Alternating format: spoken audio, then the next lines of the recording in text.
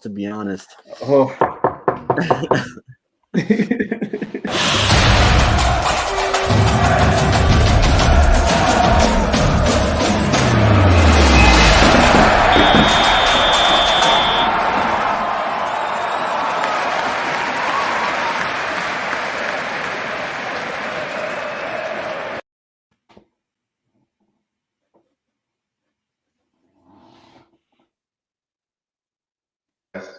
I have to play the intro. We are live. Yeah. We are live. We are live. Everyone who is joining right now, if you're joining us, please do the needful. Well, it's not the needful. I don't think I can order anybody, but support the movement. Like, share, subscribe, engage in the comments. On if you join us via Facebook, make sure you engage us on YouTube. Share with everybody. Friends, frenemies, you have enemies, so I won't purport that. Your auntie, your uncle, everybody share with them. We have a full cast. We're waiting. Yannicka will join us in a bit. So I'll start from the guy who just got the W settings only. Eedris, thanks for joining us. I know you're excited. Your team it's becoming a winning machine. I'm angry, I'm jealous, but it's okay. It's okay. We're still rebuilding. You're still rebuilding. Okay. Yeah. Still rebuilding. Dayo, another guy who just got another league title again. League title number what? 55? Is it? Oh, it's 9. It's just 9. Just 9. We're going to 99. Well, congrats. It's always good to win the league, regardless of it is. So congrats on your league title. Thanks. Good way to send your man off. Since he's going to the German, well, I don't know if that's official yet. It's not official. It's not announced that. Jay Socials, my United fan, thanks for joining us. He has it's a pleasure. Hey, go ahead and shout out your this thing. I'll put it to also. Shout out your channel. Okay, yeah. So Jay Socials, Touchline Talks on YouTube, and CJ Socials on Twitter. So yeah, definitely subscribe, and yeah, I'm excited to be here, and yeah, I'm excited for the conversation. Okay. We'll just keep rocking along while we wait for Yannicka. I hope she's not running away because City lost. You know what's so funny right now? What? The one Chelsea fan amongst us is wearing yellow, and we're all wearing blue. That's true. That's a good point. That's a good one. I'm fixing that right now. That's a good one. I'm glad you caught that though. That's a good one. The one Chelsea fan among us, Eedris has dropped the ball.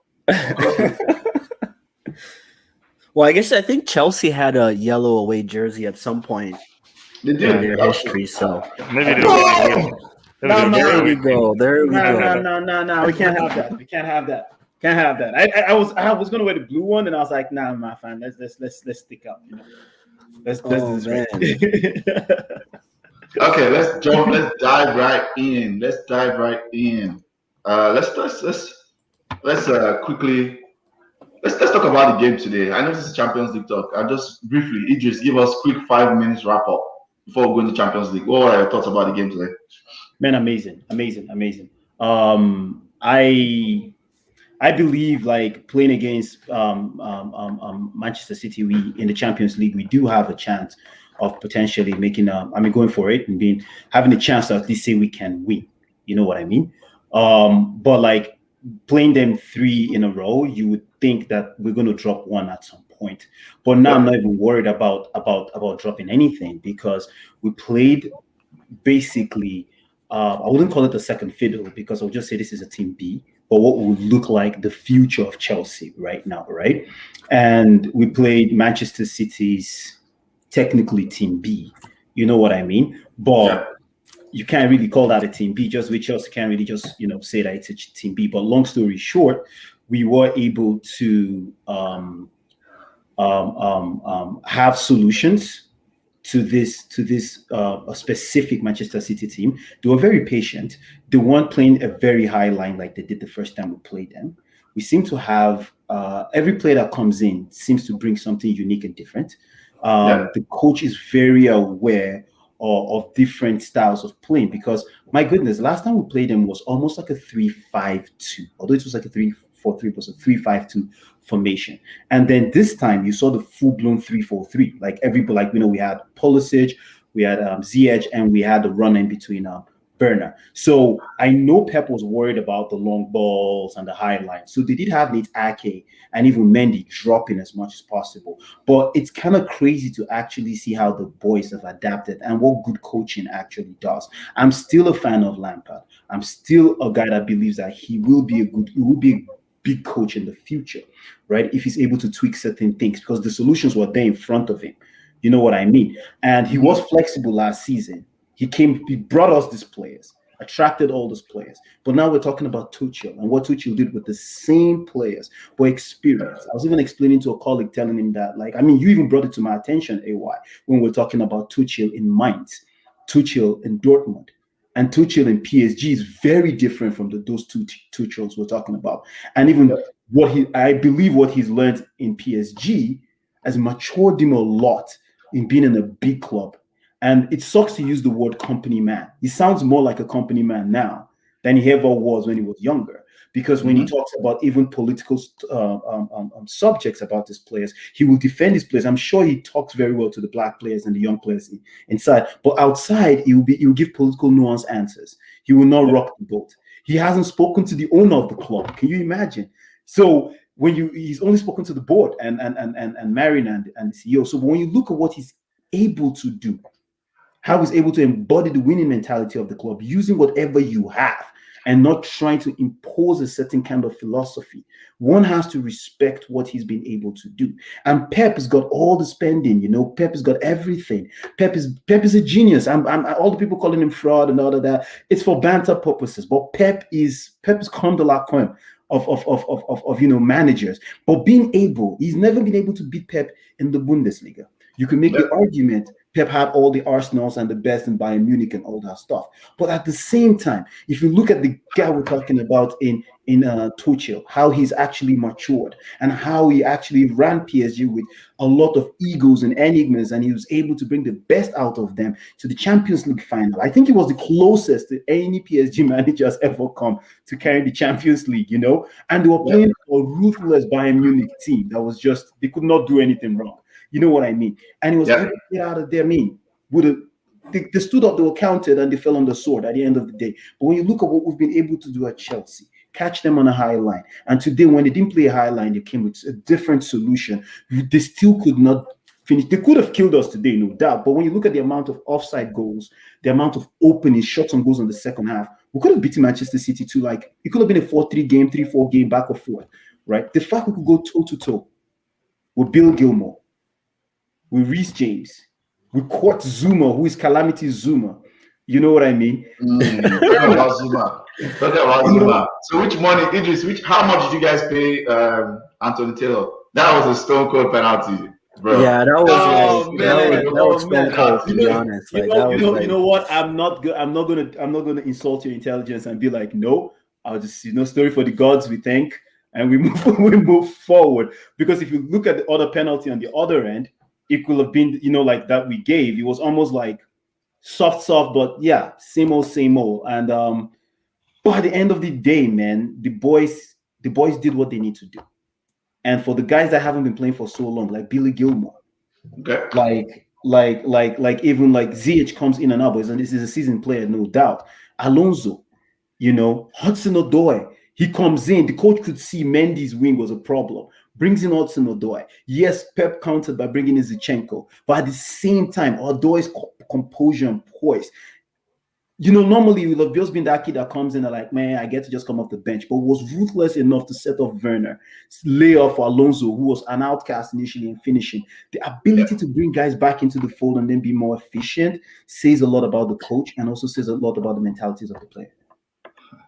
Okay, first comment that came in from Jola says, man like Tuchel C, manager of the season. I know that's too cool. Yeah, that's actually brilliant. Even if Pep wins UEFA Champions League, from an impact standpoint, I would say he's up there. He definitely should be nominated for coming in January and having this level of impact. I get that.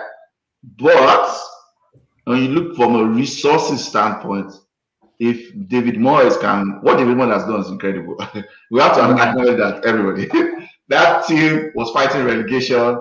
Look at where they are. What Aston Villa's manager has done is incredible too. When you look at their resources, resources, you have to factor resources. But I understand Tuchel should be in there. I know Pep also, if he wins Champions League, he has most resources, but that's going to be another treble, kind of a treble, but it's not a unique treble. Let's get that straight. Not the unique treble.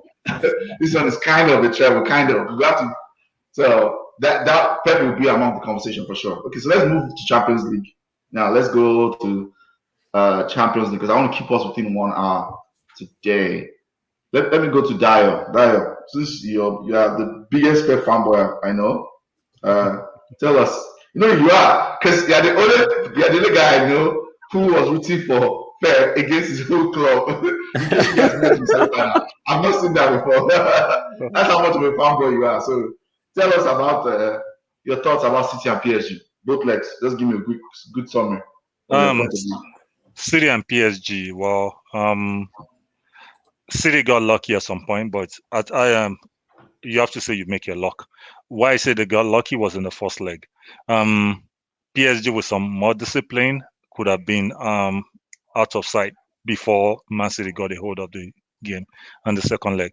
There were 4 halves. 4 halves in those games. First leg, first half, second half. Second leg, first half, second half. PSG dominated the first one totally. Should have gotten more out of it. They were not disciplined enough. And second half in the first leg, Pep Strang kind of squeezed them until he got something out of it. The goals were lucky. De Bruyne's cross that got into the net, the wall that parted. Those were maybe kind of lucky, but you make your own luck in this situation. So I think Man City, the second leg, they just taught PSG a lesson. The PSG were never enough. PSG shouldn't even have gotten past Bayern. They shouldn't even have gotten past Bayern. In Lewandowski, we are beating them anyway, any day, even if they would play both legs in Paris. So I was looking forward to City Bayern, but PSG, they took care of business. So if we want to go to the final, I think the scary part about Tuchel for me is the rate at which is improving.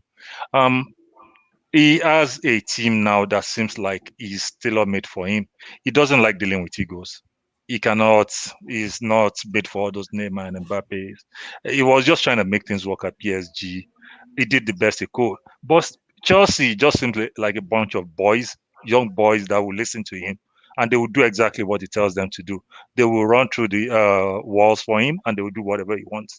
So everybody thinks that there's only one way you can play Pep. Oh, you are stupid for trying to take the game to Pep. Oh, how dare you? How dare you even try to? But Tuchel says, hey, okay, Pep used to be his master. He learned from Pep, but now it's like, I can even beat this guy at his game. And he's doing it. And he's doing it convincingly. Today, he scored like 4 goals, 2 were offside. But that's a sign of things to come. I'm kind of scared for what could become of Tuchel. And that was the reason why I was praying that Lampard did not get the sack. Because Chelsea has a way of sacking a manager and stumble into a good manager and just win the title and just win the Champions League. They did with Di Matteo. Yeah. Now it's about like Lampard was toast. Atletico was going to kill him. Everybody saw that coming. Like everybody would kill. But this guy just came out of nowhere and he's falling our hand. Like sometimes we feel like crying, right?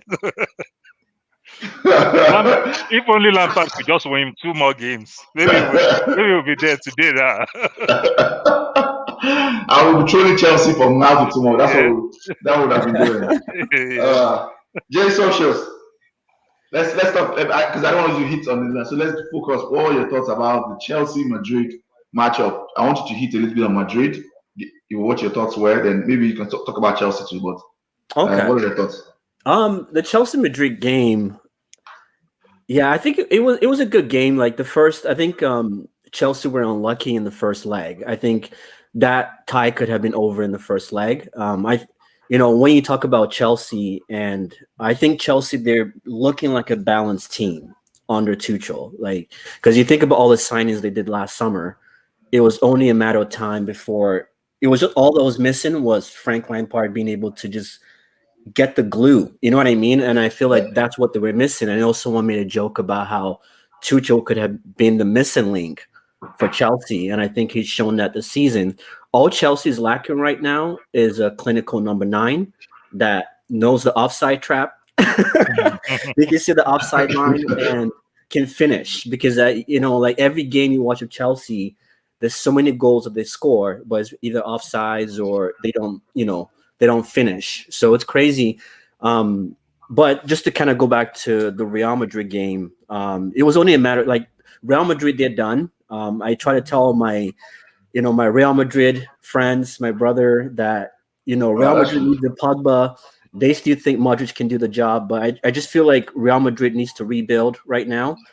I'm happy that Chelsea made it to the finals, because I think Chelsea is the only team that can compete with this Man City team. I would say probably Chelsea and arguably Manchester United on a good day. But for the most part, I gotta commend Tuchel for it. I'm a little upset because he's the coach that we've been crying out for. And I think the problem he had at PSG, which you can kind of Pochettino is going to have that exact same issue, is teams like PSG, Tottenham, they have too many star players that can do it on any given day. So when you think about like PSG, Neymar and Mbappe, apart from those two players, that team is actually bang average. They're very imbalanced. They're very imbalanced. Very imbalanced, yeah. Extremely bang average. And it's the same thing when you look at Tottenham. Like, I watched the game, not to diverse, but I watched the game Leeds today. It's like when you have one player just trying to do it and do it and do it, and it's not involving the team, that's what happens. You create that imbalance in the team. And I think Tuchel has finally come to Chelsea whereby there is that balance now. There isn't a star player on that team. It's now everybody. There's a lot of new signings that are trying to prove themselves, and then you have a coach who's also trying to prove himself on the bigger stage, because he's known as a good coach, but he hasn't really won much to warrant that big coach status. So I think everything is working in Chelsea's favor in the sense of you have players who are hungry to prove their name, to prove their worth for coming to the EPL, and then you also have a coach who has done. Who needs to prove himself as well on the biggest stage. So kind of all over the place, but to say overall, I think Chelsea could have just won that game in the first leg. So okay. So I'll talk about Madrid. And before I do that, this question from Jola says, Dayo, do you think Nagelsmann can successfully deal with the Eagles at Bayern? That's a great question. Dayo, over to you. Well, I think Nagelsmann has been the anointed one for Bayern for a long time. Since he started, we've been targeting him, and I think they will give him a longer rope than they gave everybody. Because when Ancelotti left Bayern management, they met with Pep, that who does he recommend for Bayern to be the next coach, and he recommended Tuchel. And they cannot deal with a person like Tuchel that is too combustible. Yeah. So that he stands for what he's a very in the German coaching license exam in recent history. Tuchel is and Tobias Schweinsteiger were the people that scored perfect scores. So he knows his stuff. He knows his stuff. But the thing about managing egos and dealing with people, I can see Eedris' head is swelling when he heard that. The guy knows his stuff, and the problem he had was dealing with is kind of combustible. Bayern's front office, our sporting director Salihamidzic sits beside a coach on the bench, so he will be second guessing whatever the coach is. You want to take Gnabry out? Why not take this guy out instead? He will be receiving calls from Uli and Rummenigge on what to tell the coach. So if you are not very liked and you are not a very patient person, you lose your cool with them. That's what happened to Flick. So I think Nagelsmann I want him to succeed. I want him to succeed, but well, he has some fights coming up for him. Okay. They gave him a 5-year contract, so I agree with you. I think just to buttress your point, 5-year contract tells me that they are going to be slightly patient with him. I think he's a brilliant guy, but yes, I agree with that question. That's something that remains to be seen. He's going to coach people who have won more than he has, the Mullers, the Lewandowskis, or even older than him. Or even older than him. Older than him, that's true. I remember Nagelsmann is like 30. Yeah, he's like 32 or 33. So that's going to be very, very interesting how that happens. But I think, sorry, just to quickly add to that, I think he'll be okay, because as much as Munich, they have, you know, what you consider superstars. I don't think they really have a player that is like commercially known. You know what I mean? So that's where the ego comes in. You can have, I think Munich, they have the kind of players who are, you know, their fathers, they're just all about the game. They just want to play the game and, you know, win. Versus they don't have the same personality as like your Mbappes, your Neymars, your, you know, your Gareth Bales, you know, players that are flashy on the field, often on the field. So I think when you talk about egos, I don't think he's going to have that. Nagelsmann is going to have the same issues as like Tuchel at PSG, just because they're star players, but they're not flamboyant star players that it's all about them, if that makes sense. That's I'll talk about Madrid real quick. Eedris was going to say something. Okay, Eedris, go ahead. Yeah, I was going to say that like both clubs, say Chelsea or PSG, have the same Chelsea, PSG, and Bayern Munich have, even Bayern Munich a little more higher because of their European heritage and prestige, right? Like there is this, I don't want to use the wrong word by saying this gentleman's club, like, you know, there's this thing, you know what I mean? That could be misconstrued in so many ways, but that's not what I'm trying to say. But guys, you've got some explaining to do, man. Oh man, I gotta like take that back already. So, but you understand when there's like this prestigious club that you're part of. Let's forget the fact that it's like soccer, for example, or football, right? And like everyone aspires to be part of this institution. You know, if it's the Alpha Fraternity, or if it's some, you know, like there's this just prestigious league of gentlemen, a league of accomplished people that everyone appears. So Bayern's got that thing, you know, and it's almost impossible for you to walk into those kind of structure and just want to have your say. You're going to be a company man. Sorry, you just if you mentioned Rummenigge, and you mentioned what's the other person? I mean, those are two powerful men. Then let's talk about the fans and the expectations and the way they see the club. You know, if he's getting along with those guys, these guys are still going to come for him in the fans, because no, you're not on this level.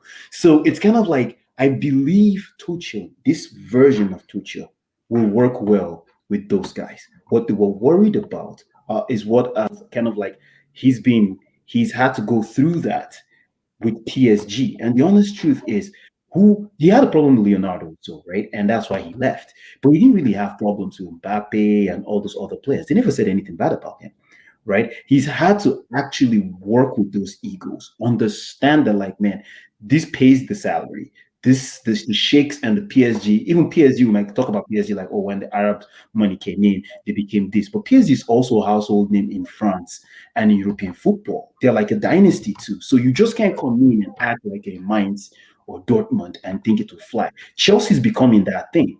After the Godfather in Roman, you have the Iron Lady to deal with on her board, which is Marina. You can't just come and be like, I like that. No, man, like it's not going to work. So I think he's aware right now. Like, I mean, if you guys get Tuchel after Chelsea, he would work perfectly fine. I believe so, because I honestly, watching today's game, watching his tactics with Man City, watching the way he's managing Chelsea players, watching the way we've had to like come. He's never played 3-5-2 before. Never. He comes into Chelsea, he looks at the garbage that we are, and it's like, I can't trust these guys in the back four. And he did what Lampard refused to do, which was just solve the problem by playing everybody in your best place, then bring in tactical awareness into it and win the games. That's what this man is doing. And I cannot see him not fitting. I mean, God, I wish we keep him. If this guy leaves, there's a ton of jobs waiting for this guy. Even Bayern Munich. Yes, I totally agree with you. comment from Jola says, we know where you're headed after the live stream. Where are you headed, Eedris? I don't know.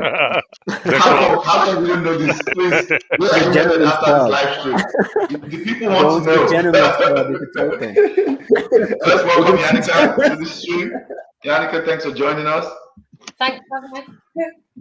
How have you been? I know today is an interesting day for you. Yeah. City, did City things. Pep protection. What up, Yannicka? What up? What up, Yannicka? You know what? Like, it's so like Pep to do what he did today. Like, I saw the lineup and I was confused. I was like, what is this lineup? There's like pure defenders on. I was like, what is this? And then I realized he's gone 5 at the back, which he's only ever done once before. We did win, but it was against a lower league side. And I was like, I actually tweeted at the time, I thought, Pep, now that we've won, Pep's going to try this again against the better side. He did. It didn't go well. I think the first half, City defended quite well, but the second half, we just could not defend. I don't know what we were doing. Rodri was awful today. The attackers, they're not... I've said this a lot about Sterling. I don't think he could score in an open net right now. I know he did score today, but I think that was just because, you know, Aguero miscontrolled it, and I think he was just in the right place at the right time. But yeah, I think the attackers, like Aguero, he scored the other day. I do normally say that it takes him a few days to get back into, you know, a few games to get back into his normal self. He did end up scoring against Crystal Palace. I thought, okay, fair enough. I did agree with playing him today because I thought his record against Chelsea was really good. We should play him. The penalty was one of the worst penalties I've ever seen in my life. I know he's a good guy now, but it was terrible. But Man City was terrible at penalties. Like, when we got, because I did a live stream, and when we got the penalty, I said, oh, Man City is shit at penalties. So I was like, did we miss? And they were like, oh, it's not been taken yet. And I was like, did we miss? And then someone was like, oh, yeah, you missed. I'm like, this is Man City. We're terrible at penalties. But yeah, it was a bit of a weird game. Like, Chelsea were better than us. Can't deny that. I don't know why Pep likes to make so many changes. Like, change 2 or 3 players. Why make 9? It's too many. Like, it's too different to what we're used to. And apparently, I don't know how true this is, because I think City have only lost like 6 games this season. But apparently, we've never lost with a false 9. But every time Pep has changed it, we've lost.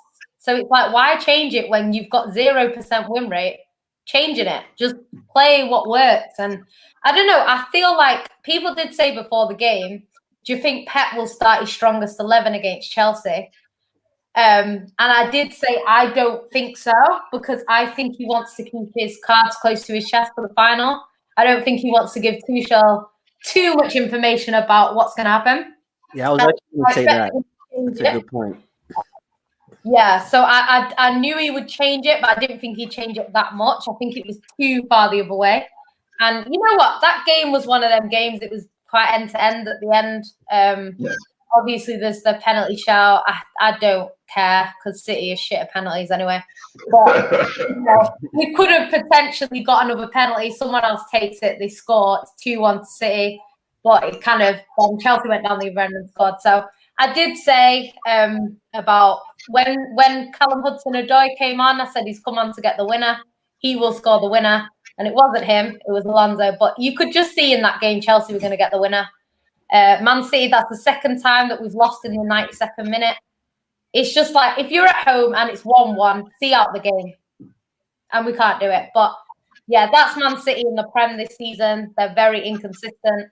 And this is what I've had so many arguments with Chelsea fans, because I'm like, Champions League Man City and Premier League Man City are completely different. Like, they're just different. Like, if you watch the way we play in the Champions League, if you watch the way that we defend in the Champions League, it's levels clear of this Premier League Man City. And to be honest, I believe we're only winning the league this year because we're the best out of a bad bunch. I don't think Man City have been great this season at all in the Prem. Obviously, we've had periods where we were great, but overall, we started shocking and we've ended pretty shocking. So, yeah, I think purple patch in the middle of the season, which got us where we are, but... So let's talk about more interesting things now. Since you are still on, still staying with you, Champions League. This is a Champions League first. So talk about the semi-finals over PSG. We've not had a conversation. Let's start with that. Okay. I thought City were excellent. The first half of the first leg, we looked like we were scared of PSG. We were very cautious. I do believe it's because of the way PSG went through. Because in the first two legs in the first leg against Barcelona and the first leg against Bayern Munich, Mbappe just had a masterclass in both, got like 3 away goals and pretty much won the tie in the first leg. I think Man City were wary of that and they were worried about that could happen. So they were very cagey, looked terrified of PSG. The second half, obviously we got back into the game. And then City got the confidence, the momentum, and we obviously went on to win that. I know the goals were a little bit, I'd say a little bit fortunate that they went in, to be honest. A little bit of poor, defensively from Navas. But yeah, I thought we were okay. But I thought we were still good in the second half of the first leg. The second leg, I thought that was a bit of a masterclass from Man City, to be honest. I thought we were brilliant. And we defended well. We took our chances when we got them, or Mahrez, I should say, took our chances when he got them. And I thought City were really good. We blocked Neymar out the game. Every time Neymar had the ball, there was 3 people on him. And yeah, I thought City were really good. But in the Champions League, Man City have been good consistently all season. So it doesn't surprise me. It's just this weird, I don't know. They're annoying me at the moment. You guys haven't lost any game in the Champions League. That's correct, right? Yeah. We draw. Chelsea haven't lost anyone. Chelsea too, yeah. So both big teams, both of you are the best teams. Chelsea lost 1 game, I think, to Porto. I think that's it. Yeah, it was 1-0. You lost 1. That's true. Yeah, Chelsea lost to Porto. That's true. Yeah, that was. Yeah, sorry. Yeah. No. They still lost. So yeah, so City is the only unbeaten team out of both of them. So yeah, that's. I remember that. It's just like I can't remember.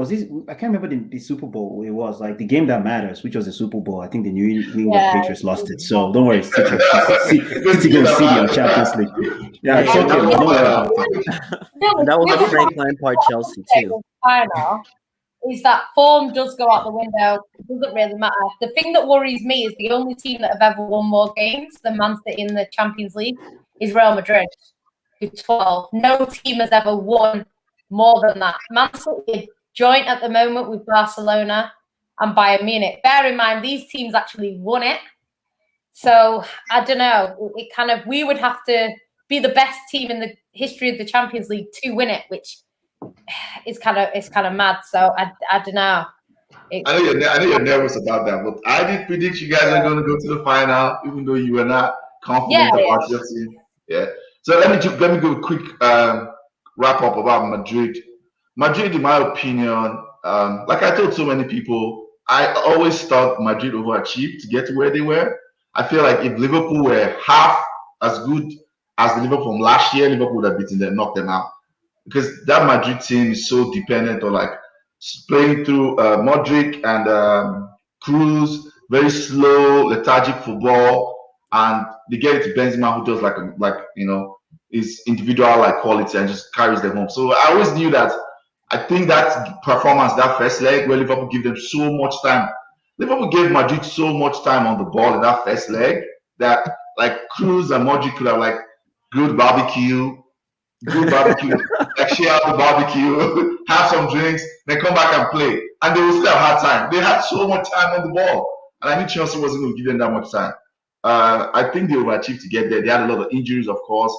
I also think in the second leg, I didn't understand okay, let me take a step back. I understand what Zidane was going for by bringing Ramos back after he had not played in 6 weeks. I get it. Ramos is their genie, right? He's their spiritual leader.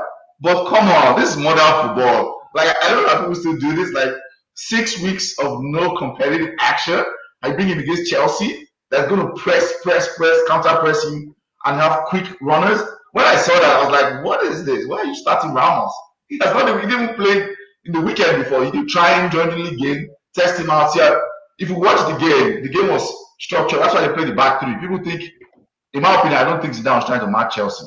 They played that back three to protect Ramos, like natural. Because they know if you see Ramos couldn't move, He was not fit. It was so clear. I was like, what is this? Like, why does Zidane do this? I don't know why he gambled like that. In my opinion, he should have gambled with that. That's just my opinion about that. Eedris, you have a comment? Oh, it's my team that played, so I just thought I'd say something, Go and sit down. No, I was just gonna say you undermined you said something. I understand. Like I was worried about Ramos, and in the interview they asked Tuchel like Ramos was going to come back and how are we going to manage Ramos and Real Madrid coming back. I think again, credit to Tuchel and how he actually looked at the team and how he was going to play. For the first time, we played, I won't say for the first time actually, but for the first time it was glaring. Chelsea played a 3-5-2. So we had a situation where Kai Havertz will do everything around Timo Werner, and Timo Werner will run as much as carry what's his name, Ramos on the run. Like you can't be static. He's going to beat the crap out of you. And I remember in the interview he said we have to figure out a way to play without giving Ramos somebody to fight. That was what Tuchel said. We have to give without giving Ramos something to. So he had already thought that with Ramos and a stationary number 9, it's going to be like you've cancelled one person out. Then I can't score. Then I have to deal with Kroos and Modric. So we've already settled the discussion. N'Golo Kante is nobody's father's mate. Period. I don't want to hear Casemiro. I don't want to hear idiots' names. No, there's only one N'Golo. He ran through the midfield consistently twice. He took literally everybody with him, and that just freed up Jorginho just distributing the ball wherever. So he got his spot on. It was run Real Madrid down. Kai Havertz.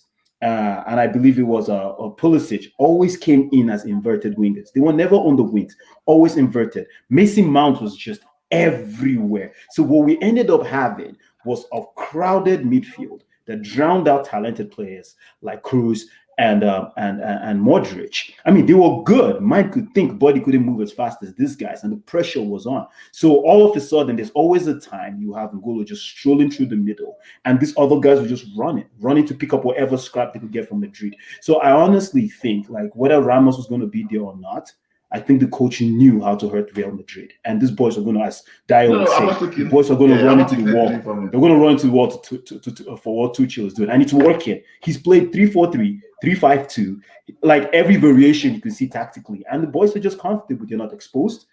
They will hang in there because at some point they will get a goal. If Timo can score, at least, I mean. Okay. Let me move this on to the final preview and predictions. So I'll start with Dayo. Dayo, first give me predictions. Don't dive deep too much into like the preview. I want to leave that to the people that will play the finals, both Yannicka and Eedris. But just give me how do you think it's going to go quickly?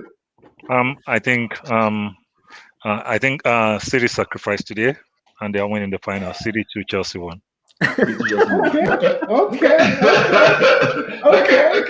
J Socials. Oh, like just prediction for the game? Yeah. And just how you think it's going to go, just briefly. I think honestly, I think it might go into extra time. Okay. That's what I'm thinking. I just feel like they're going to bring their A game, both teams. Just to kind of go back, I think like I said before, I'm happy that it was Chelsea that made it to the finals, because I think if Real Madrid made it, that would have been a bloodbath. That would have just been City. Would have been a practice day for City. So. I would say it's going to be a very entertaining game. I think today was the preview to show what kind of finals we can expect. And I think it's going to go into extra time. And I want to say Chelsea just because I don't want the noisy neighbors or actually the quiet neighbors to get noisy. Yannicka is like, whatever. She's rolling her eyes. Yannicka, smile. You guys, see, come on. The only game that matters, think about this, Yannicka, the only game that matters this season that you guys have lost, the only game that matters that Man City has lost this season is FA Cup. Just one. Because you're still in Champions League, you won Carabao Cup, you are going to win the league next week when you beat whoever it is. And like, you should smile. Like, this season has gone like 95% perfect for you. So what do you expect other people to do? Like, look at how proud it's been a 95% season for City. It has. It's just one game. It's FA Cup. So just smile. So let's start with you, so I know you can smile. Give us your preview for the finals. I actually think it's very close because Chelsea defend really well. Chelsea can play the football that Man City struggle against more than any other kind.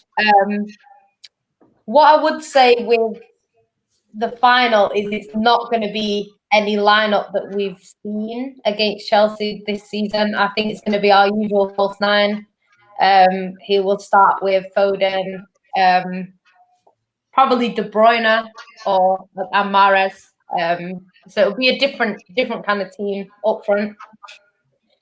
That being said, I still think it'll be close. I think it will depend on who's more clinical on the night and who's defensively better, So I think both of them things will come into play.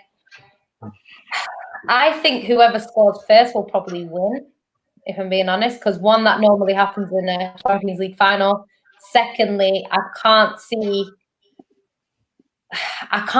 like Chelsea bottling like a 1-0 or 2-0 lead. I just can't see it. I think if Chelsea score one, they will frustrate us and then we will struggle to get a first goal. And even if we get that, by then Chelsea probably have a second, against the run of play. So, yeah, I think it could be 2-1 if it's 1, just because I think the other team will fight so hard for the goal. The other team will go 2-0 up. But yeah, it could go either way. I think Pep, I'm not so sure he loses 3 back-to-back games in sort of against one manager in that sort of time frame. I know people say he lost the clock, but it's a little bit different because of the way that it was, and it was a two-legged quarter, like finals and stuff. This would be 3 different competitions. I don't know. I think it kind of a Chelsea fan did say to me today that she didn't think Chelsea would win all 3, so she thought today would be the one she would rather lose if they had to lose one. But we don't know. I think it's going to be down to on the night, what happens on that night. But yeah, I can't. It could go to extra time. I think probably the most realistic scoreline would be 1-0, just based off how well the defenses are in both teams. So I'm going to say 1-0 City because I'm not going to go against my team, but it could well be 1-0 Chelsea. Okay. That's fair. That's fair. Comment says, I think Real Madrid team simply passed its life cycle. The team needs recycling and refreshing. Yeah, I think so too. Yeah, I think so. I hope they don't come for Pogba. You can tell Yannicka was that student who got pissed whenever she didn't score 100% on the test. Is that true, Yannicka? I never got 100%. I didn't even revise. I just used to turn up on the day of the exam and just hope for the best. Oh man! I think that's what Pep was going to do today.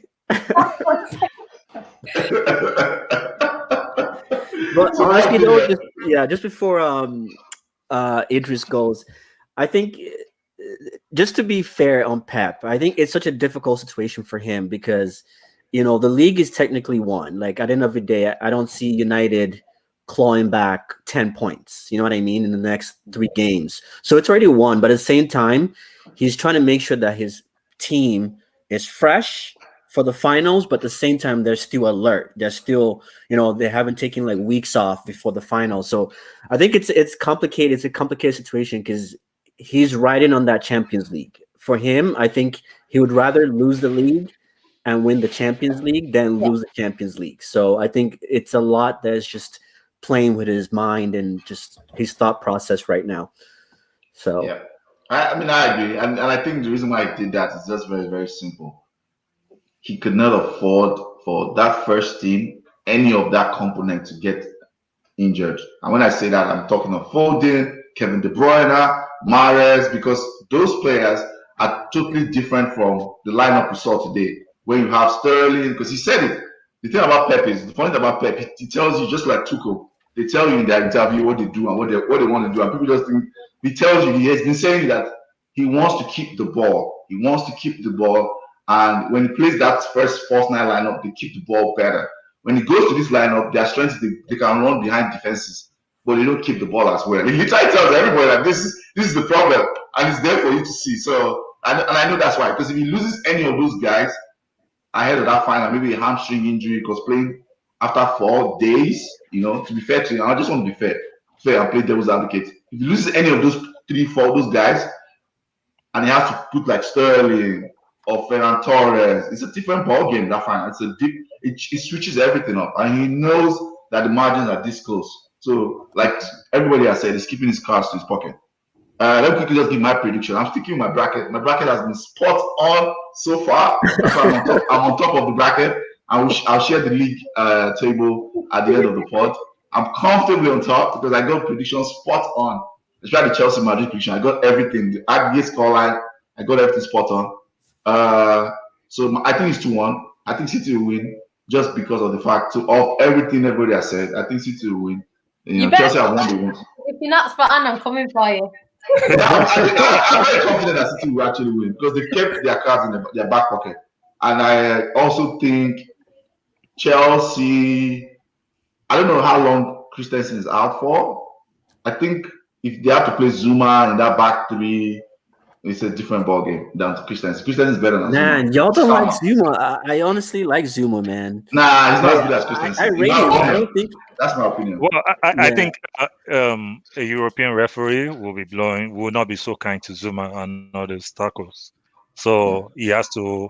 I know Zuma is not Tuchel's favorite. He's not his first choice. He would rather play Christensen. Christensen's a little bit more cerebral, and Thiago Silva, but Zuma goes into it with brute force.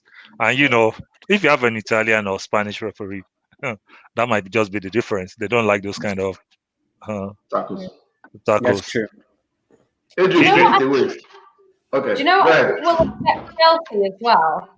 Is the problem is like with Man City, we're trying to win this league, obviously, but it is kind of at this point like we just have to get.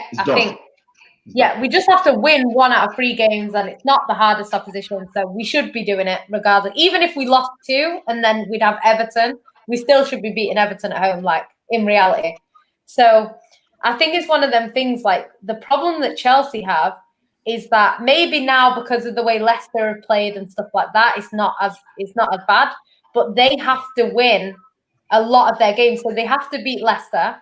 They have to beat Leicester in the league as well. So they need to win the FA Cup final. They've got to beat Leicester in the league. Probably I'd say another one of them games, another one of their Prem games. So probably Arsenal, yeah, they've probably got to beat them and then beat us. So they've got 4 like finals left. Whereas Man City, I'm hoping, to be honest, that Aston Villa win tomorrow because I don't trust this Man City team right now. And I just want it done. So I'm hoping Aston Villa will win it for us tomorrow. But if not, then Man City should win it. But yeah, I don't know what Pep's going to do because he rotates. I think personally why he played like that today is I think he was toying with a potential plan B for the final.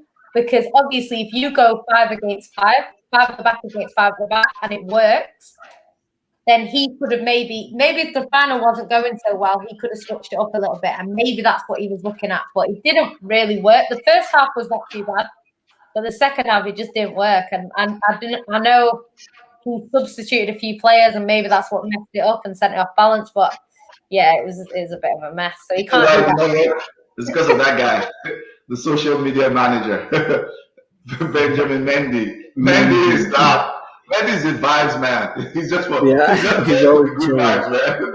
I'm just gonna say it's 100%. The other time was really good when you guys bought it, but after his injury, Mendy's just there for the vibes, for like you sing, just collecting the trophies, I know. To be fair though, on the team selection, I know, Yan, I know you're really upset with Pep on the selection, but let's face it.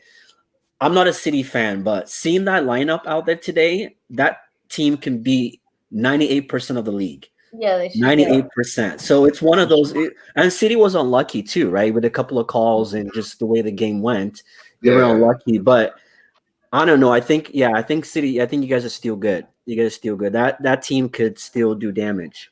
even if Pep changed the entire 12, like 11. So okay, Eedris, I know you're looking smart. Eedris, go ahead.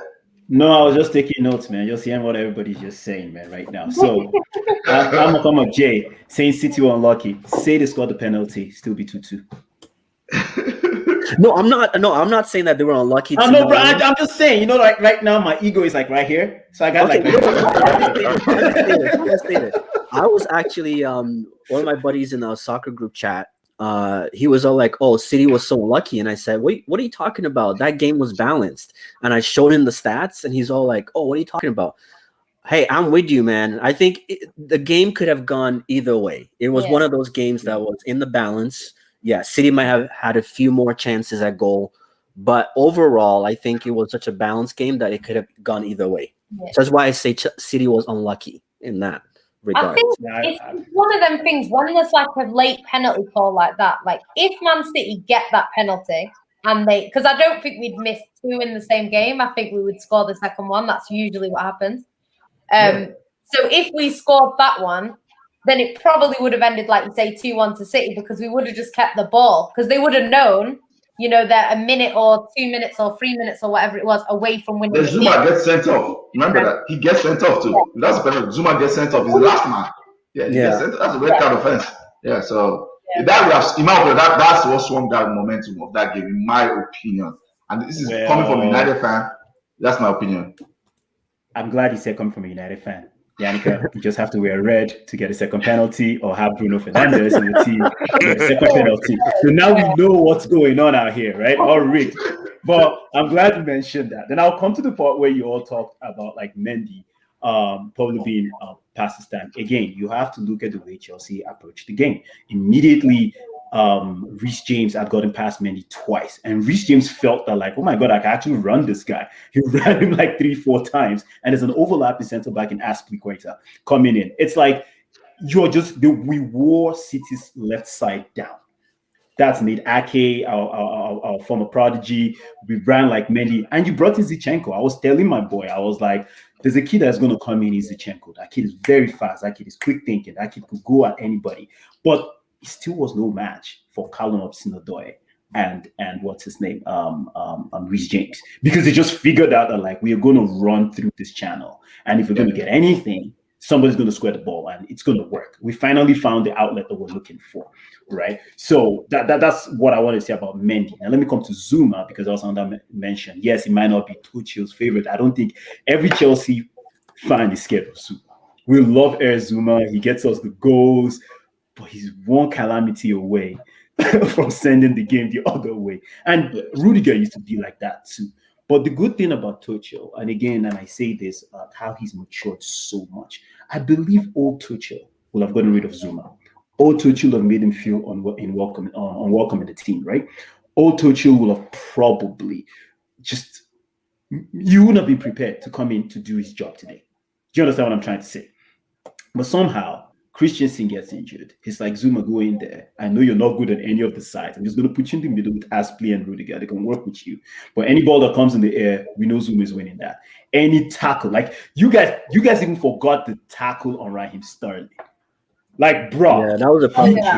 Like, man. Like, remember the same tackle, something similar last season? He came from nowhere, took it out of like what Benteke's feet or something like that. Like against like Crystal Palace. Like, the guy works, but yes, he's not the most convenient on the ball. So a manager that understands that is going to set the team up to make sure we're defensively solid. And that's why like Zuma is going to play. I believe if Christensen is ready, Zuma is going to play. But he wouldn't play where he's going to play in the center, as you guys saw today. What he's just going to do is going to play on the right side. But I doubt that, actually, because old man Thiago Silva will be back in, and he's the chill pill everybody needs at the back end. He makes every erratic defender play normally. So he's the big daddy at the back, or big brother. And with him at the back, we would tend to control the ball much better. We're far more devastating, because he literally is Jorginho Part 2 who distributes the ball. Rudiger is getting better at it. And just long story short, City's going to play their full game. Yannicka, plan B is not in Pep's way of life. It's not his way of life. He's going to do what we already know what he's going to do. I think today all that, I want to throw what's his name off. Maybe you're right, but we know what's going to happen. Gundogan is coming back in. Yeah, De Bruyne no, is coming back. His chosen kids are coming back in. It's gonna be like, I tried something, didn't work out. Yeah. Full squad is back. Ziyech is coming back in. We already know Zinchenko is going to start. Mendy's not going to start. He's going to play with Sterling. He's going to play with Mahrez. We already know that. He's going to play with Jesus. Yeah. We already know what's going to happen. He's going to go like kitchen sink. Exactly. He's going to do. He's going to play the best football you've ever played. But here's the thing: Chelsea's just going to absorb it. Chelsea's going to do what Chelsea does. If Chelsea could score, I could put my mortgage on it. I'd be like 3-0 Chelsea. But because we have Timo Werner and we can totally miss a chance without a goalie in the post, like you can literally miss a goal without nobody in the post with Timo Werner, I'll be like maybe like 2-1, as you said, Chelsea, or probably what Jay's saying, like we'll go over into extra time. If this game goes extra time, I'm more than confident Chelsea's going to seal it. So for me, we already know who's going to play. You already know who's going to play on Chelsea's end. You definitely know Thiago Silva is coming back. You know Rudiger is going to start. You know Azpilicueta is going to be the captain of the day if he doesn't injure himself in the next 20 days. You definitely know Reece James is going to play because we already know you have a problem on your left-hand side. You definitely know Chilwell is coming back and not playing with Alonso, which means he's going to keep Kyle Walker on his toes. You know Kante is going to be playing. You already know Jorginho is coming back into the field. And you're going to so it's like we already know the lineup. We know what's going to happen. Everybody knows what's going to happen. The issue here is City needs to score. You need to score like 3, 4, 5 goals. That's what you just need to score. And it's not going to happen. 3, 4, 5 goals? They don't need 3, 4, 5 it's goals. It's not going to happen. But that's the thing. Well, Chelsea could. Yeah. Chelsea could because every time they come forward, it's a counter. Every time they come forward. Today, they were not a high line, right? They were not a high line. If you look at what... There was a time, actually, was it... Werner was running at them on the far in the first half, and I saw 5 City players at the back. I was like, man, never seen this before. So they were aware that any long ball could cause a problem. Here's the thing, it didn't work out. So Pep is going to go to what he believes in, which is guns blazing, the back is going to be open. No. And that's all. You want to know why he went?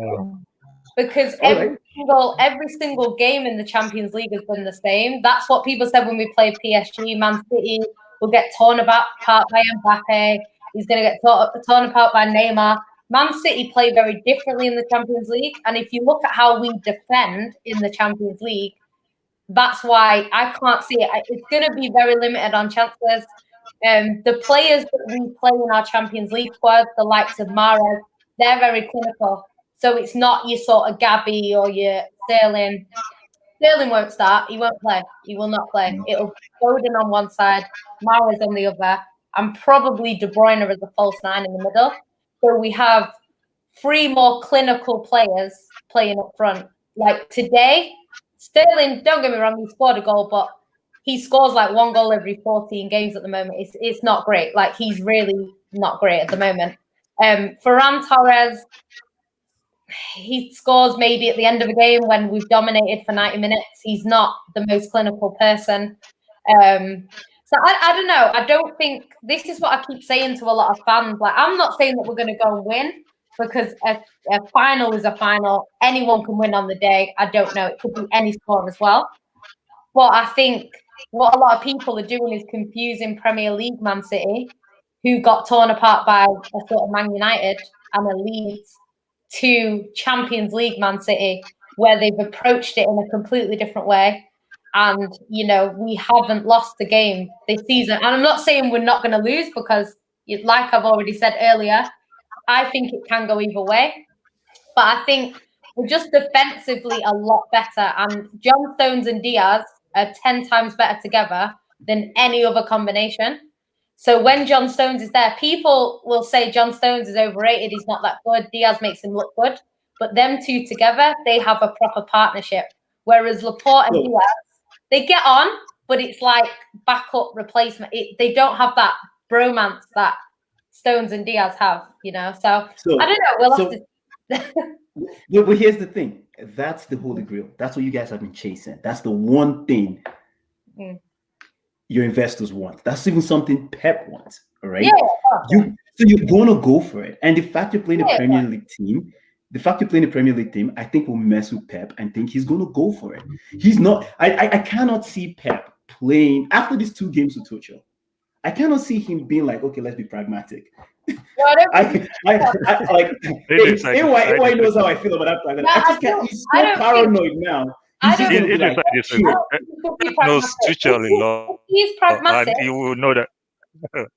Yeah, go on. Sorry. Pep knows Tuchel a lot. Pep knows Tuchel a lot, and he will not underestimate Tuchel and go for it. He has seen what Tuchel can do. He has seen what Tuchel has done. He has seen what Tuchel can do against lines. Werner might be useless, but is very effective against eye lines. So a final is just one mistake you need.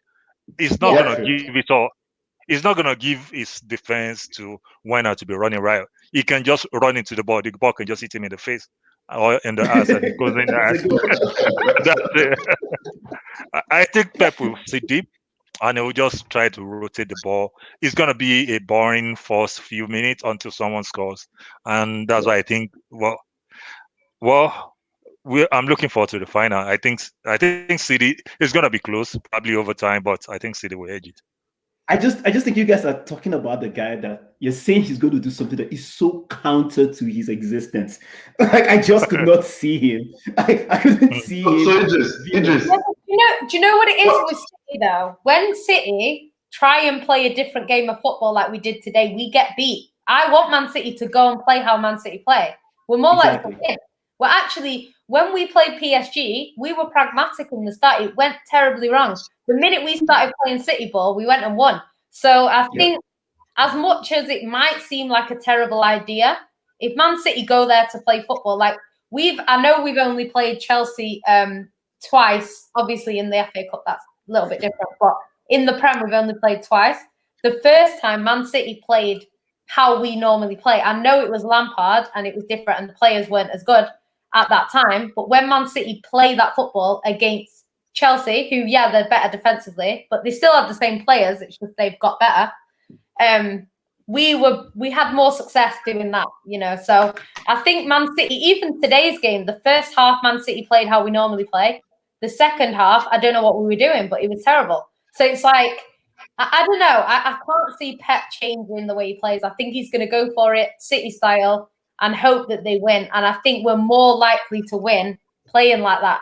I know it sounds suicidal, but Man City have more success doing that than they do changing it and that sort of. And I think City is going to score if they play that way. As good as Chelsea is stifling our chances, I do believe City is going to score. And at the same time, when you play City ball, we already know what's going to happen. We can tell what the drawback is, the pros and cons. But Eedris, going to be a highlight. Are you looking at City historically of this season? Because let's be very honest. No, I'm looking at City this season. We both. Let's be honest. This season, they made tweaks to the way they play. They don't press us high. They don't get beat on the high line as much as they've done historically. This season has been different. They've made tweaks to the way they play. They don't get hit on counter attacks as much as they typically do this season because of the tweaks he made. Where the midfielders are now narrower, so they don't leave that space as much. They don't get beat on the high line as much. I'm saying as much. Of course, it happens from time to time. Look at the teams they've lost to. Okay. Also, look at even teams they've drawn with. Okay. Right? It's almost the same thing. They can't break in. They choke them. Even if I said they were narrow, they were pragmatic. Okay, fine. They were in their own expansive way of playing. But they couldn't break down the other team like in Manchester United because they would get caught on counter. They were worried about that counter, right? Then when they played a team that was like, I love Bielsa, we're going to play the same beautiful football. Both of them are crazy. Both of them are extreme nuts in what they do. And they went at each other. And we could see Leeds got the best of Man City, which I think is just 1 out of 5 times. If they play that game over and over and over again, that'll be like 1 every 4 times because City's capable of being devastated. Right, so it's like in the finals. Yes, I know he's going to be like, guys, we need to be careful with Chelsea. But if that game drags on to 80, 90 minutes, or if Chelsea Chelsea scores before City, man, Pep is going to panic and he's going to throw the kitchen sink at it. And once he does that, best for us. Yeah, sorry, kind of like sorry, 2-1. Sorry, Jay. Sorry, 2-1. Oh, no worries. 2-1 Chelsea. 2-1 Chelsea. All right, cool. Josh. Yeah, okay. Let me just quickly say this. I'm with Eedris on this one in the sense of I think it's going to be Chelsea to determine how the game is going to go. Like when you look at City, when you go, I kind of look at City. It's kind of like the Spain, the 2008 Spain, right? If you didn't, if you defended against them, they were just going to control the possession and just tire you out.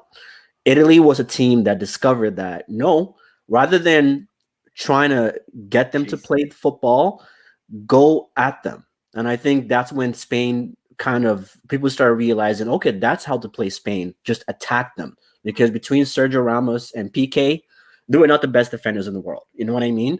And you're kind of seeing the same thing with City. When City doesn't have possession or they're being attacked, they look a different team. And I think that's what, like we talked about Manchester United with that aggressive attacking, nature that United has or Leeds has.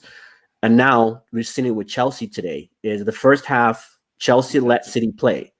And then the second half, it changed. Chelsea realized, you know what? We actually do have a chance in this game. And the moment that happens, I think that's where City is not as defensively organized as they are offensively organized, if that makes sense.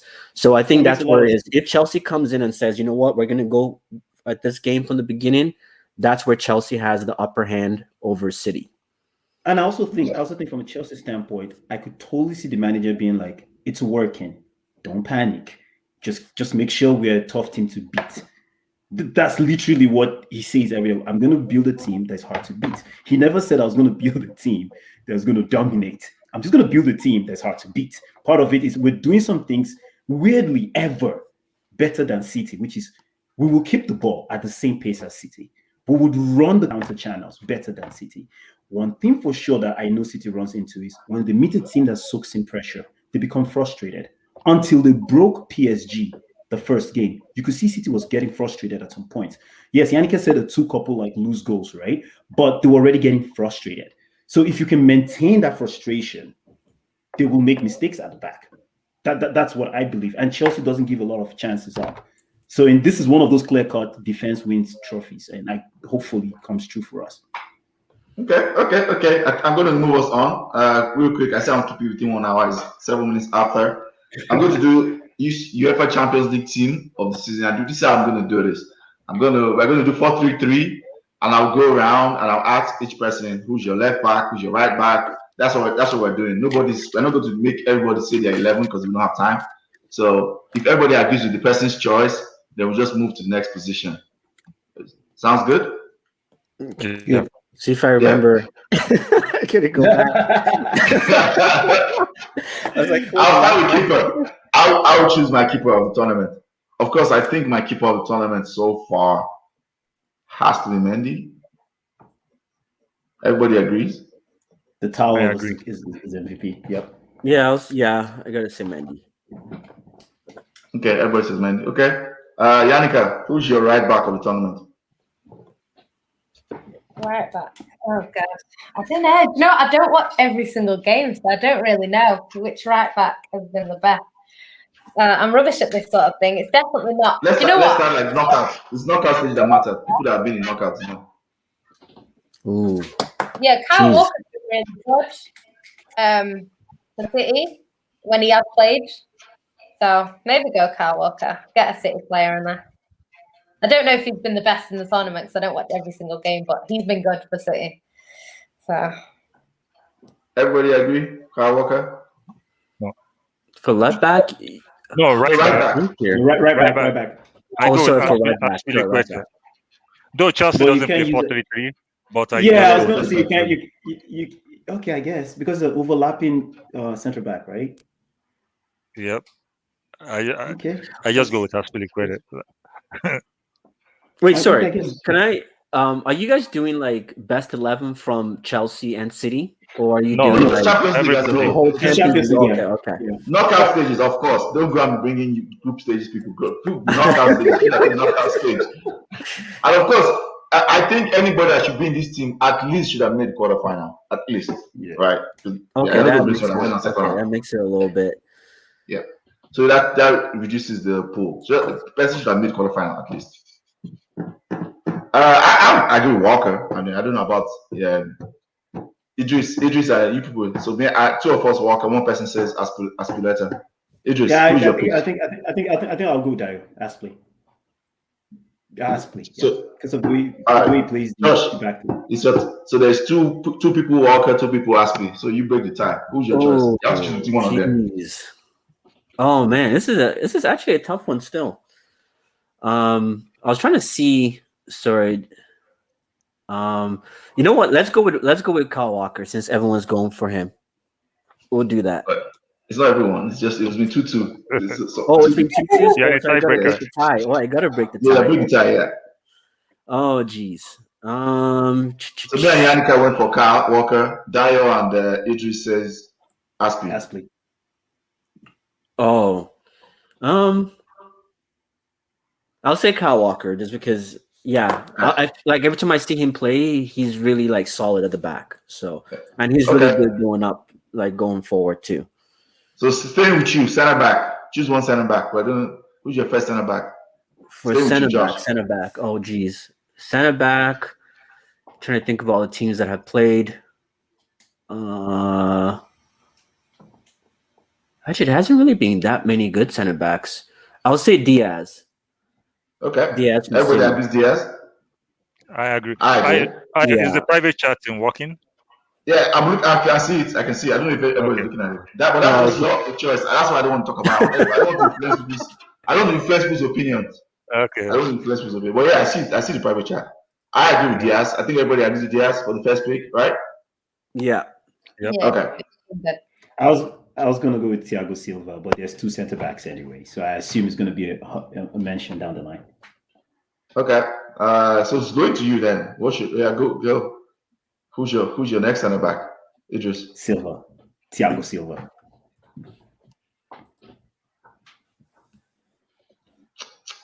Yannicka, do you agree? Yeah, like Chelsea have been solid, isn't it?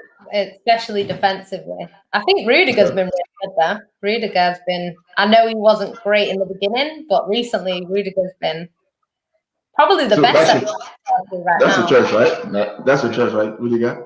This is the one that everyone's going to have different choices. I can see that Dayo says Marquinhos, which I don't agree. I don't disagree with. Marquinhos has been incredible. He has been incredible. Marquinhos has been mad. He has been good. I don't agree with Thiago Silva because the Atletico series he didn't even play at all. Did he play? Correct.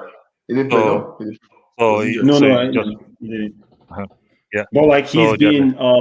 I think aside those two, he's been there all through. Okay. He's the reason why we're even here. No. I think you're overstating it. So I've heard three names. I've heard Thiago Silva. I've heard Marquinhos. I've heard Rudiger. Diaz. Josh. Diaz. I said Diaz. No, we have Diaz. Who's partnering Diaz now? For the second one?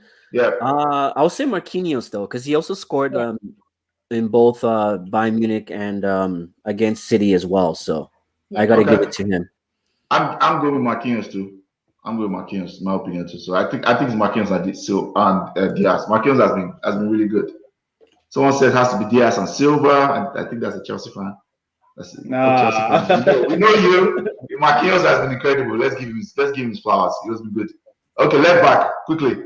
Who's picking? I think who now? Dayo? Have you picked anybody yet? It was tough for me to pick a left back because almost all the teams rotate who plays on their left back. So Madrid tried with Marcelo and Mendy. Chelsea has been trying with Chilwell, Alonso, and Rudiger. City has even been switching with Zinchenko and everybody and Cancelo. And even PSG has been switching with Barca and Diallo. So I just give it to Alfonso. This is why I brought you for the podcast, Dayo, because you are our encyclopedia of everything. See how Dayo just going through all the names like a BT sport analyst. That's why I brought you. I brought you here for this content. Yeah, so I just give it to our Canadian Alfonso Davies. Okay. For Bayern, he was good. That's true. He was good in that series. He was good. Did he play a lot this season though? Yeah, he played. He played, but it wasn't as explosive. Okay, because I feel like I haven't seen him play as much this season. He played well in second round. He played well against PSG. They just lost too many chances. He played well against PSG, I think. And everybody agree with Alfonso Davies? I was gonna I would say Mendy from Real Madrid, but I was gonna put Rudiger in. Okay, that's a good I shout. wouldn't vote against a Canadian. Okay, so we have two possibilities. Yannicka, who's your pick for left back? So right now we have Alphonso Davies. We have who's the other person? Said Ferland Mendy of Real Madrid. Any other thoughts? Okay, I'm gonna be different and say Zinchenko because he was really. No, that's a good shout. That's We already have to. Yeah. So we have two people saying. I can't. We have two people saying, that's fine. You have to rep your team. That's fair. But we have two people already saying Alphonso Davies. I think I'll go with Davies. I think Davies was good. I was going to say Chilwell, but I thought I like, yes, true. Chilwell went to that. They swapped on that left wing too a lot. So Yeah. A lot. yeah. So I think it's fair. I think I'll go with there's an honorable mention in the chat. Says our Nigerian born Zaidu. He was badass. He was good. Nice. Zaidu of Porto. Yeah, was it not the one that got caught out by Mount? For the there was one guy that got turned. That one guy that got turned for. Not turned. It wasn't Zaidu. It wasn't Zaidu. Okay, let's move quickly. So 3 in the midfield. Straight away, I'm going to choose. I think everybody has picked. Yannicka, you've picked, right? You've picked 2, yeah. So I'm just going to straight away. It's come to me now. I'll just put Kante there. Kante has to be. Of course, that's the captain. That's the captain. No. Yeah. Everybody agrees with Kante. But yeah, but there's a reason I was looking at Ayo like this because I criticized him a lot earlier in the season, and me and Eedris had private chats about Kante when it was. I was like, I think he's on the downward side. But maybe I saw that. You know me. I always change my opinion based on the information available. I'm not one of those people that want to die on the hill. Because at the end of the day, guys, that's why we're humans. When the information changes, your opinion has to change. If you're just not there on the hill, that's your problem. I'm not that person. So yeah, Kante has to get in. Yannicka, who's the next midfielder? 4-3-3. Remember, this is a 4-3-3. Who goes into that midfield? I was gonna say Kante, so it's annoying now. I don't know. You can't pick a City player. I know. No, you can't. Why can't she? She can. You She can. was gonna say De Bruyne. You know who was really good before he got sent off against us? I don't know where you'd put him in terms of formation, but he was kind of in the middle. Di Maria was really good until he got sent off. But he was really, really good, especially in the first leg. So I feel like he did a lot more than sort of Neymar, even though Neymar was good, especially in the game before they played Man City. But I think Di Maria was the key to, that first half where they were dominating against City. So, yeah, Di Maria probably. You guys your pick? Dayo. Let's go to Dayo. Who's your pick? Gundogan. Okay. Eedris. How does Yannicka call him? Yannicka, please tell us, what do you call him? The people want to know. I've not called him that in a long time. No, we want to hear. We're quiet. Want to hear. If I'll make you solo, I'll make you the solo person. Why you say this? Just one second. Solo layout. So Yannicka, we want to hear. The people want to hear.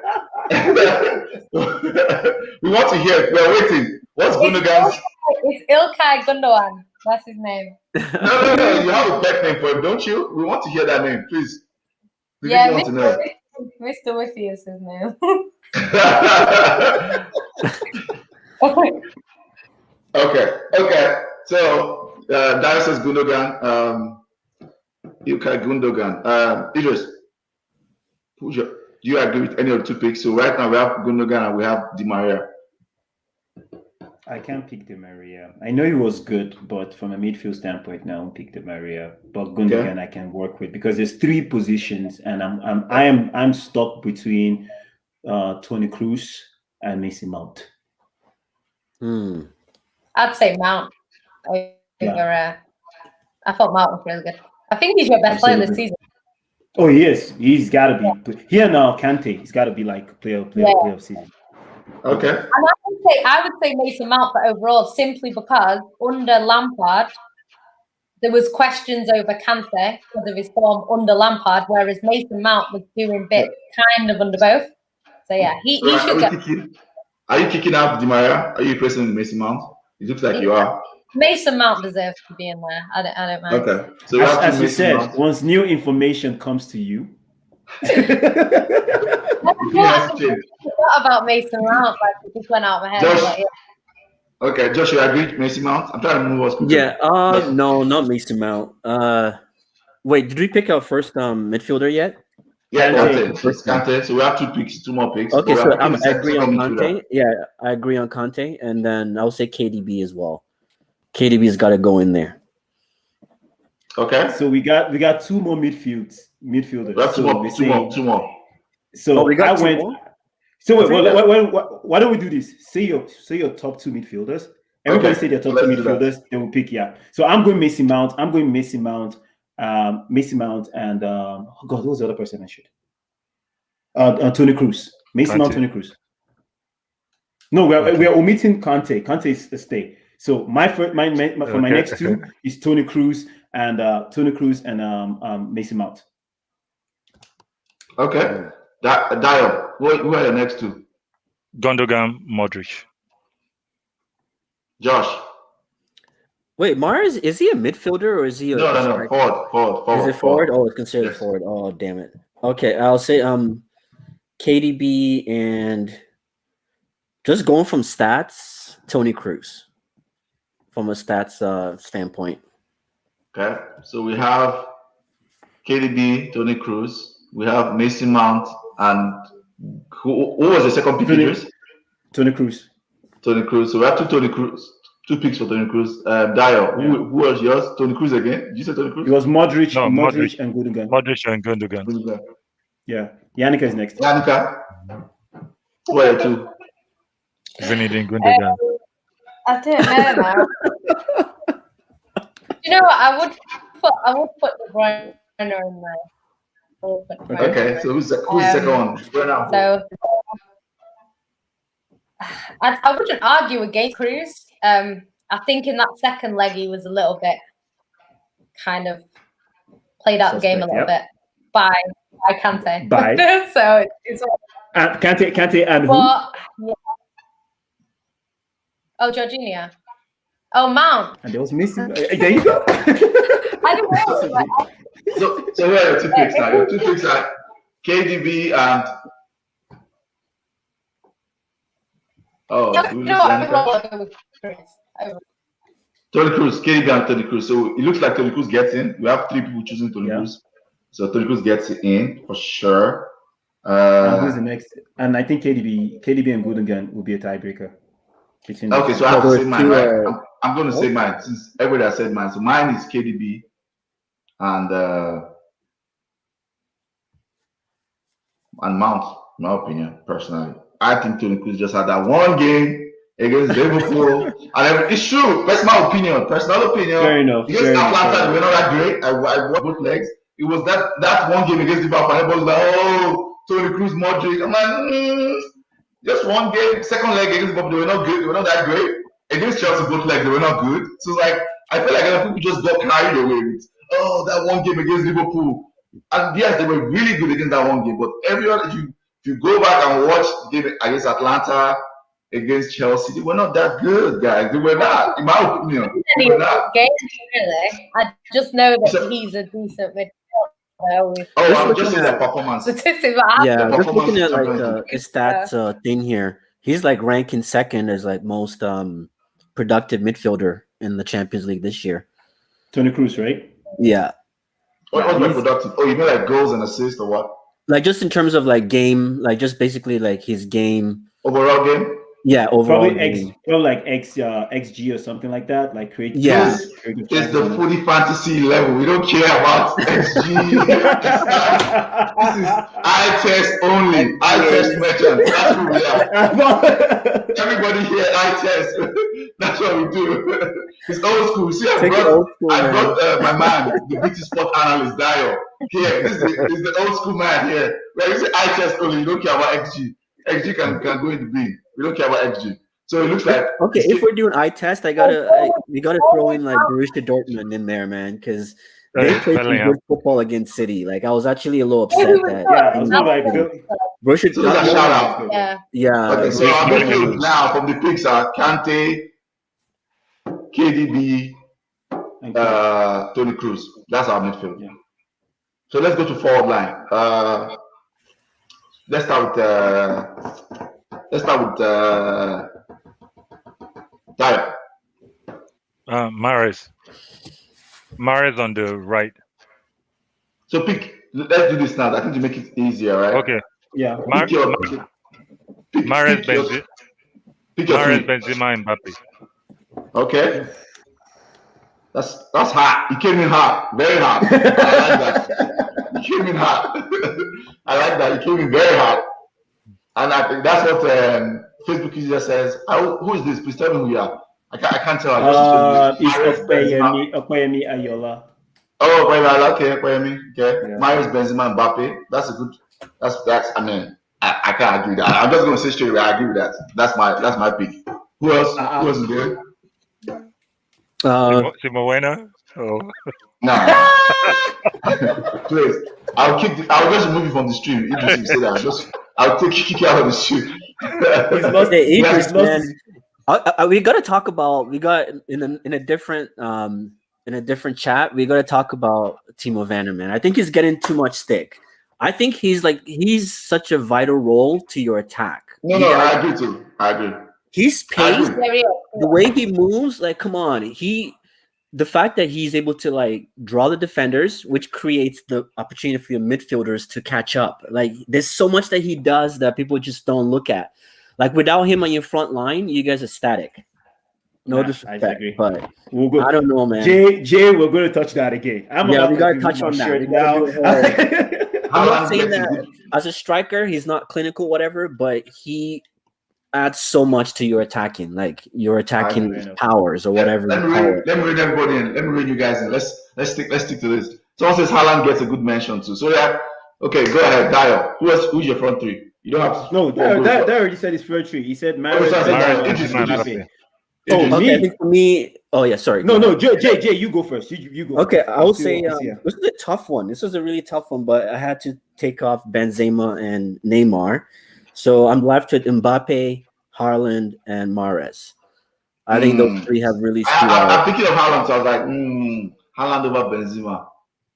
I was thinking Neymar over Mahrez, but Mahrez has been like unreal this season. So yeah, he's been good this season. Because I'm thinking about it now. Benzema didn't score against Liverpool, right? Did he score? And Benzema, no, man. Was he injured? I'm about to make my case for Benzema. So I'm asking a simple question. Did Benzema score against Liverpool? Yes or no? I want to say he did, but who scored those two? I remember Vinicius scored one. Asensio scored. Who scored the other one? I think Benzema scored one. He scored one goal against Liverpool. He scored. It was Asensio, Vinicius. I think Vinicius scored two. Vinicius scored two. I think Vinicius scored two, right? Let me just Google this. Come on, this is the age of he did score. I know that was like his best game. Like Vinicius scored 2 legs against Liverpool. Like Vinicius was on fire. Like he was their best player. Okay, Eedris, who's your pick? I was going to go Haaland, Benzema, and Mbappe. What? Who's going to play? Who's playing center? Who's playing left? Right? Exactly the way. What's his name? Tuchel played a 3-5-2. Is exactly how I was going to play them.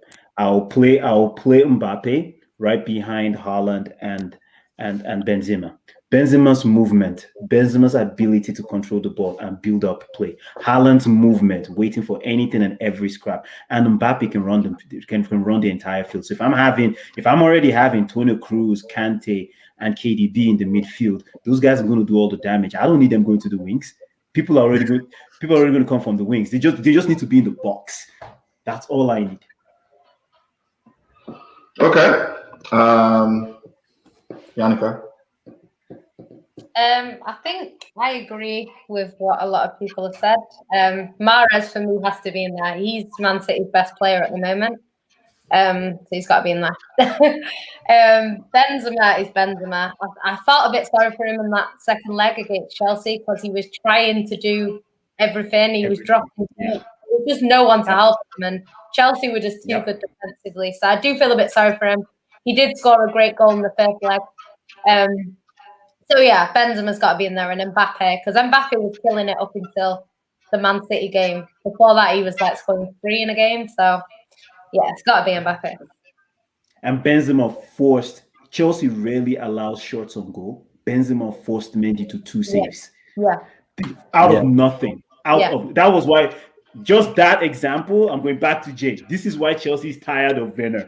The guy was creating something out of nothing. And yes, Werner, you got like spoon feed this guy. I'm really back in. I'm really sorry. So I'm going with Mbappe, Mahrez, and Benzema. So right now we have all Mbappe. So Mbappe goes in straight away. Yeah. We have 3 or 4 Mahrez. So Mahrez goes in. So the last place is. So how many went with Benzema? I went with Benzema. Most people. Everybody. So yeah, I think Benzema goes into ahead of Haaland. Haaland gets a good shot though. He does, because he was incredible against Sevilla. Yeah. He was using the beat Sevilla. But against City, yeah, he created an assist. He didn't score. Yeah. Benzema had an assist against Liverpool, but he scored it. He got to semi-final, so he gets a bow. So quickly, player of the tournament. We picked everybody now. Who's the player of the tournament so far? Obviously, final.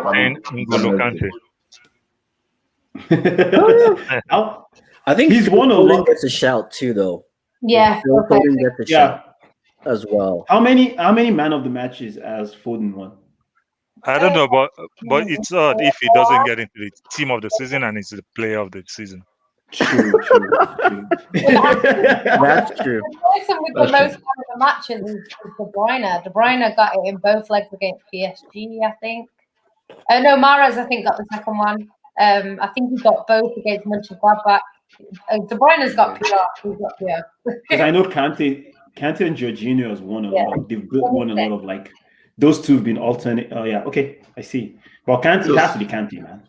Okay, so Tutu, Kante, Yannicka, who's your player of the year? I'm just gonna say, 1 minute. Classic player of the year, player of the tournament so far. I don't know. It's a hard one. I think. Wait, let me see. And I think the final will probably swing it in whoever wins it. I just want to see if actually won the most. But I think for me it would probably. It's a hard one because overall I probably wouldn't say Mahrez, but recently in the past couple of games he's really come into it. I think De Bruyne has the most. Wait, no, I don't know.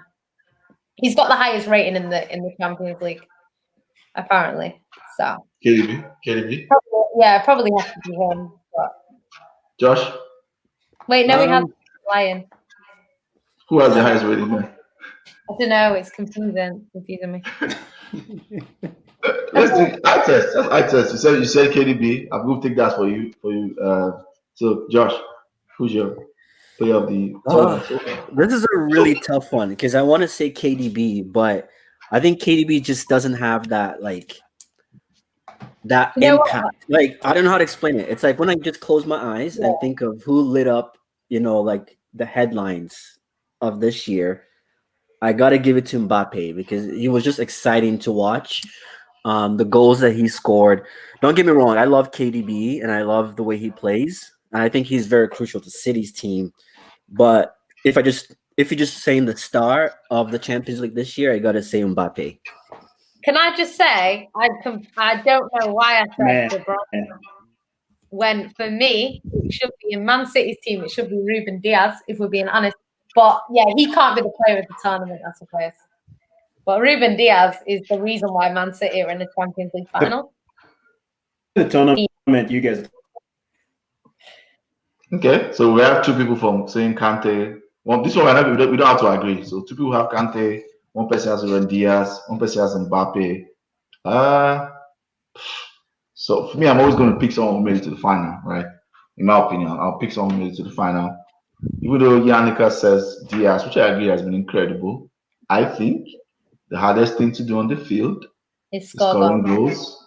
Yeah. And I'm going to go with Mahrez. I think Mahrez has been critical in carrying City across the line. In the crucial moments, he came up with crucial goals for them. Whether they went through the wall, that was bad defending. He both legs. He scored it. No, semi-final, quarter-final. He's been clutch. I think Mahrez has been clutch this season for City. So So he's mine for so far. Final will determine whoever wins. Can always choose one at that time. I'm going to share my screen quickly so that we can see the bracket standings. Hopefully, share screen. I think I have it up. Don't have enough. Maybe.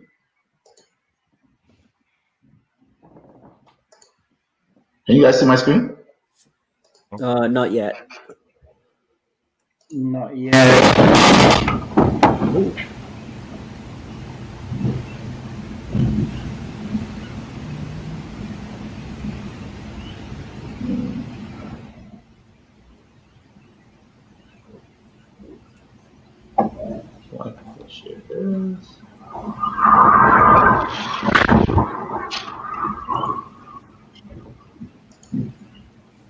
What is showing right now? Do you know? I'll fix it.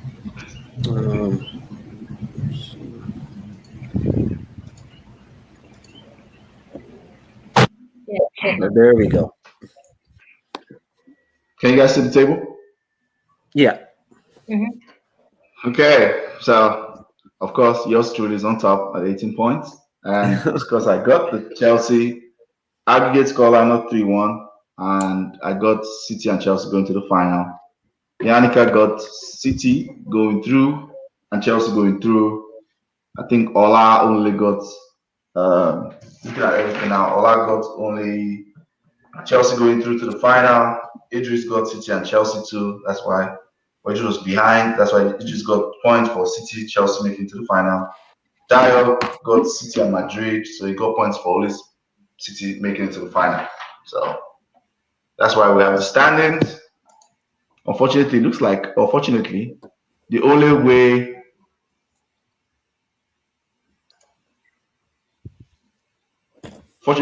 anybody can surpass Eedris gets his win scoreline, and I don't think you can even, because even if you get that, you get 4 points. And okay, so yeah, right now with 18 points, and me and Yannicka have the same prediction, 2-1 for City. So I pretty much won that bracket, pretty much. Even if you just get it. My score to see if I can win. You said what? Should I change my score to see if I can win? No. That's why it's a bracket. You have to do it before you get any information. That's why it's a bracket. So don't change your scoreline. But there was a gift though. Since you won, you should go. I give myself the gift. See this guy. I'm joking. Actually, this is what I'm going to do, right? If Yannicka's scoreline gets called, or if Eedris wins it, whoever comes second, whoever it is that comes second, will get the gift card. So. Well, how far is Yannicka from you? Like, Yannicka, how many points did you have? 13? 14. She's on 14. She's on 14 it's points. Almost impossible. It's almost impossible for me to catch up, though. I'm like at 10. Yes, you can catch up. You know how you can catch up? How? If Chelsea wins and you get your scoreline, because your scoreline was 2-1 Chelsea. So Chelsea wins, you get 2 points. If you get the scoreline, you get 4 extra points, so 6. So yes, you can surpass Yannicka. Okay. And Yannicka said City wins, right? Yannicka says 2-1. Yeah, 2-1. There you go. That's why I say you can surpass Yannicka. We've come to the end of the fourth. We've run 30 minutes past the time. Thank you guys for coming on. Yannicka, don't be pissed. Don't be like a student who gets 99% and it's pissed that she didn't get 100%. You guys did well. Everything's going smoothly for City. So,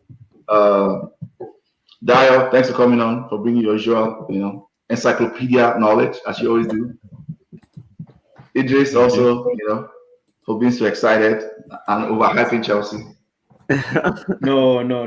As soon as Jay said I should go change my yellow shirt, I was like, man, I gotta come out here with my chest. Quick predictions for that tournament. That tournament that I typically don't care about, but let's just talk about We are not talking about you. How do they even sing that song? I can't even remember. Do they have a song? There is a it's a song, but it's like the Spanish national anthem. It's a tune with no lyrics. Manchester United, Villarreal. What's your prediction? Unai Cup. Unai Emery Cup. Unai Cup. Okay, predictions. Quickly, let me get the answer. We can jump out of here. Yannicka, give me a prediction. Manchester United, Villarreal. Just. Oh God, Atletico Madrid. Sorry, what? Oh, the Like what? It's Europa. She's like, I'm allergic to such Such lower competition. leagues. I Like, think That's a good one. I see what you did there. That's a good one. But we should not set a bad precedent and be talking about Europa. Next season, we'll be talking about Conference League. So would we be talking about Conference League too? Or what? Oh my God! Dayo's like, let's just nail the coffin. Okay, you've had your fun. Okay, Yannicka, quickly. Call line prediction. I think United will win it quite easily. I think Villarreal will probably score with it being a final, so probably 3-1 Man United. Okay. Yeah. Eedris. Actually, I'll pick Villarreal. I believe United's supposed to win it, but it's Unai Emery, man. I'm kicking Eedris out of the stream for that. To be honest, I actually don't. I'm not going to put this out there. But most United fans that know me personally know I don't care about this tournament. But so, what's your scoreline? Oh, this is a very tricky one though, because Villarreal, they will score probably 1 or 2, but United also will go for it. So I'll say 2-1, 2-1 Villarreal. Okay. From your beef, I don't know why you're hating, but it's all right. It's like upset to say it.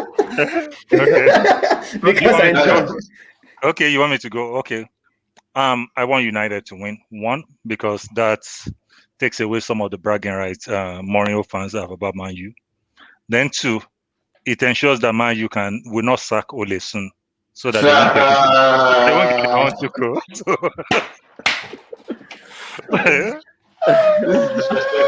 Tuchel, they can get their own Thomas Tuchel. So we don't want that. We can give them, take the Europa League and sign a 3-year contract. My manager, please. Hey, that was well said, man. You're not wrong. So what's your prediction? Say what? I'm kind of going with Man U 3-1. 3-1. Josh, quickly. Yeah, I'm going with that score line. I'll say 3-1 as well, just because Villarreal, Spanish teams just seem to know how to win the Europa League. So I'm always kind of nervous with Spanish teams. So, but I think Villarreal will score because we start games off really bad, and then something happens in the second half, and we're just like crazy. We just start scoring goals out of nowhere. So I would say 3-1 score line for United. Okay.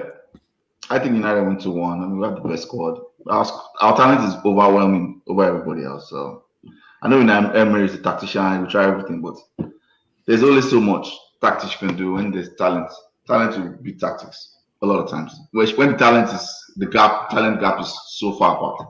So that's what I think anyway. But who knows? Well, we've come to the end. Thank you guys for coming. Share, like, subscribe if you're watching this, and we are out. I'm ending the podcast now.